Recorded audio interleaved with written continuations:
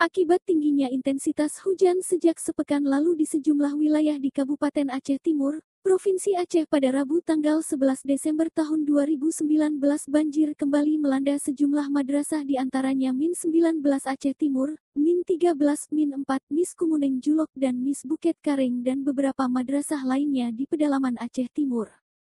Menurut pantauan awak media di Min 28 Aceh Timur, para pelajar yang sedang melaksanakan ujian semester berbasis online harus naik ke atas meja ruang kelas untuk menyelesaikan ujian tersebut.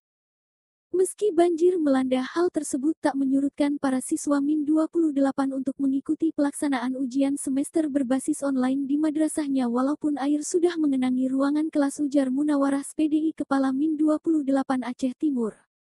Munawarah mengatakan akibat tingginya curah hujan sepekan terakhir hingga terjadi banjir dengan ketinggian air selutut orang dewasa, madrasah ini juga sudah dilanda banjir pada tanggal 8 Desember tahun 2019 yang lalu.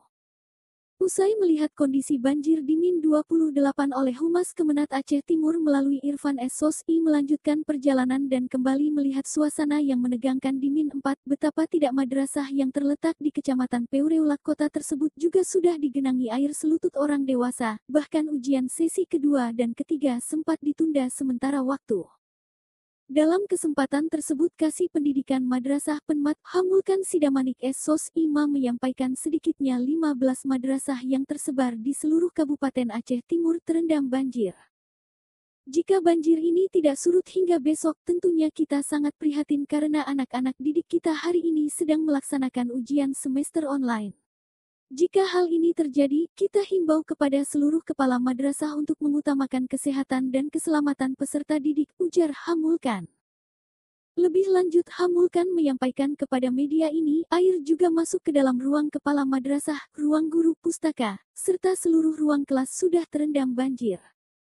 Seperti yang diutarakan Hamulkan bahwa air mulai tinggi sekitar jam 10.30 waktu Indonesia Barat dan belum surut hingga jam 12.30 waktu Indonesia Barat, bahkan air terus naik, ujar Hamulkan Sidamanik SOSI via telepon. Semoga air cepat surut dan tidak ada banjir susulan lagi, sehingga proses pembelajaran bisa dilanjutkan kembali dan anak-anak bisa melaksanakan ujian semester online dengan baik, pungkas.